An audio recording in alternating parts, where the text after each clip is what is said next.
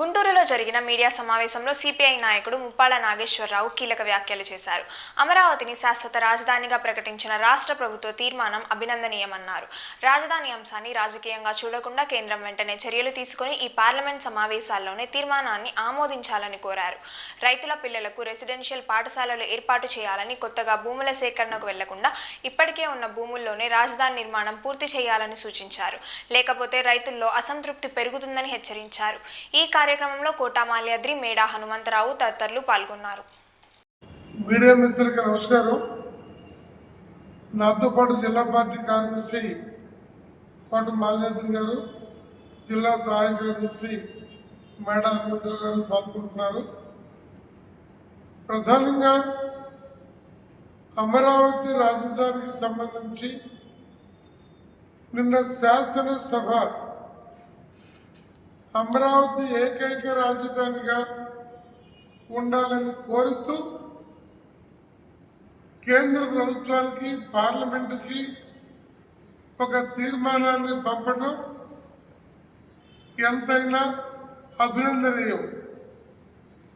అమరావతి రైతులు స్వచ్ఛందంగా భూ సమీకరణకు భూములు ఇచ్చిన నేపథ్యంలో రాజధాని ఇక్కడే కొనసాగుతుందా, లేక ప్రభుత్వాలు మారితే మరే రకమైనటువంటి ఇబ్బందులు ఏర్పడుతాయా అనే ఒక మీమాంసకి ఈ శాసనసభ తీర్మానము, రేపు పార్లమెంటులో కేంద్రం చేయబోయే తీర్మానాలు ఒక స్పష్టతనిచ్చి ఈ గందరగోళానికి ముగింపు పలకనున్నది.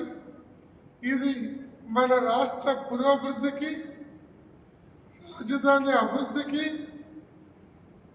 పలు పరిశ్రమలు రావడానికి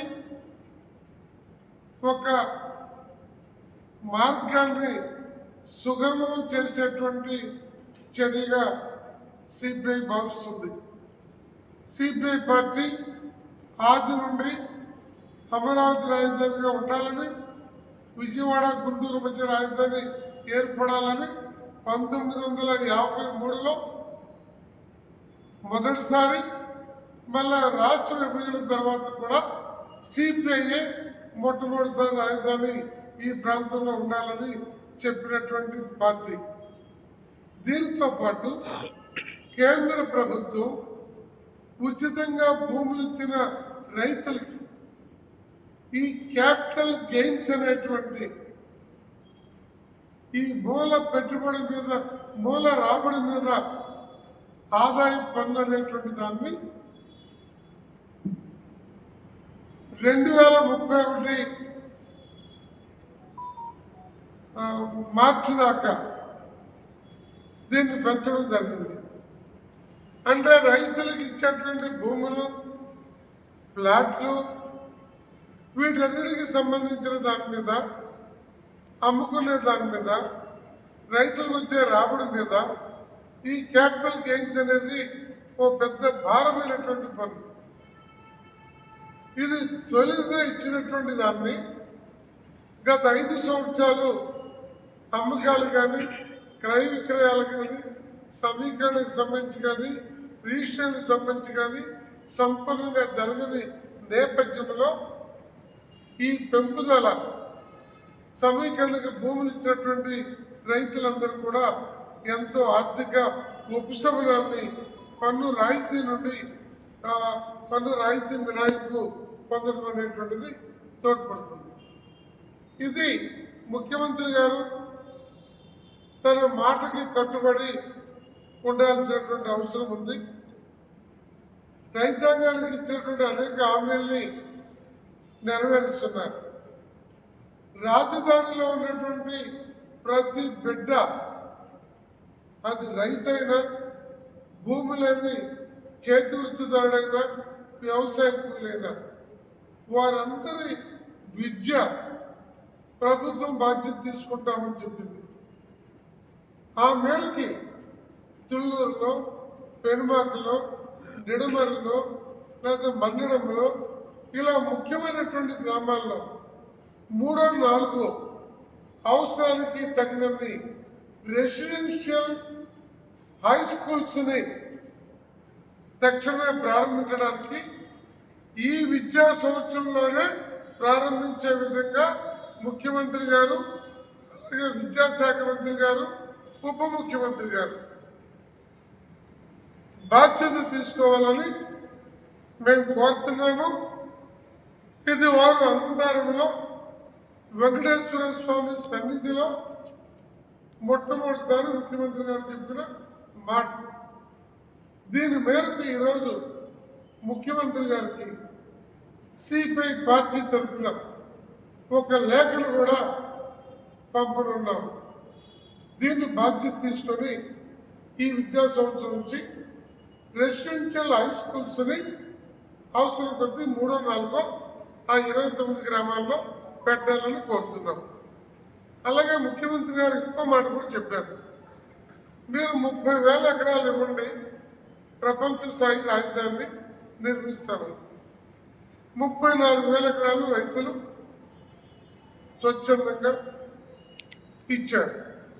దాంతోపాటు మరో 20,000 ఎకరాలు గవర్నమెంట్ నుంచి తీసుకున్నారు. ఇప్పుడు రెండో విడత పేరుతో సుమారు మరో 20,000 ఎకరాలు మరో 7 గ్రామాలని నోటిఫికేషన్ ఇచ్చారు. కానీ మాట మీద నిలబెడతాం అనేది ఆలోచించినప్పుడు 50,000 ఎకరాల పైచలకు రాజధానికి వచ్చిన తర్వాత ఇంకా రైతుల భూములు తీసుకొని లేదా ఈ సమీకరణలో భాగంగా 1000 గజాలు 18 గజాలు ఇచ్చి ఈ భూములన్నీ అమ్మి ఇది సెల్ఫ్ ఫైనాన్షియల్ సిటీ, దీనికి రాష్ట్ర ఖజానా నుంచి రూపాయి పెట్టడం అనే పేరుతో రైతుల్ని అన్యాయం చేయటం, ఇంకా భూములు తీసుకోవాలనే ఆలోచన చేయటం, అది రాష్ట్ర ప్రభుత్వానికి కానీ చంద్రబాబు నాయుడు గారి మాటకు కానీ విలువ లేకుండా పోతుంది. రైతుల్లో ఒక తీవ్రమైనటువంటి అసంతృప్తి, ఇది న్యాయం కాదు అనేటువంటి ఒక బలమైన అభిప్రాయము రైతుల్లో ఉంది. అందువల్ల మీరు ఏమి చెప్పినా, ఎన్ని మంచి మాటలు చెప్పినా తరతరాలుగా వచ్చినటువంటి స్వార్థితమైనటువంటి ఈ భూముల్ని సెల్ఫ్ ఫైనాన్షియల్ క్యాపిటల్ అనే పేరుతోటి ఆ భూములు ఇంకా తీసుకోవాలనేటువంటి ఆలోచన సరైనది కాదని కూడా ఈ సందర్భంగా సవినయంగా ముఖ్యమంత్రి గారికి సిపిఐ పార్టీ పక్షాన తెలియజేస్తున్నాం. ఇవాళ నారాయణ గారు అటు కృష్ణా నది, ఇటు ఓఆర్ఆర్ రహదారి, మరోవైపు నేషనల్ హైవే, ఈ మధ్యలో ఉన్నటువంటి 2,30,000 ఎకరాలు తీసుకుంటామనేటువంటి ఒక అభిప్రాయం వారు చెప్పిన ప్రెస్ మీట్లో వచ్చింది. ఇది ఏమాత్రము హేతుబద్ధత కాదు. ఆ రోజు 30,000 ఎకరాలకి ప్రపంచ స్థాయి రాజధాని వచ్చేది, ఈనాడు అదే 30,000 ఎకరాలు మున్సిపాలిటీగా మారుతుంది అనే మాట కూడా సరైనది కాదు. మీరు రాజధాని కోసము, రాష్ట్ర ప్రగతి కోసము, మీ పార్టీ విధానపరమైన పద్ధతుల్లో మీరు ఏ ప్రయత్నాలు అయితే చేస్తున్నారో ఆ ప్రయత్నాలు అవి సరైనవా కాదా, అందులో మంచి చెడు ఏమిటి అని చెప్పేటువంటి హక్కు ప్రతి రాజకీయ పార్టీకి, ప్రజా సంఘాలకి, ప్రతి వ్యక్తికి ఉంటుంది.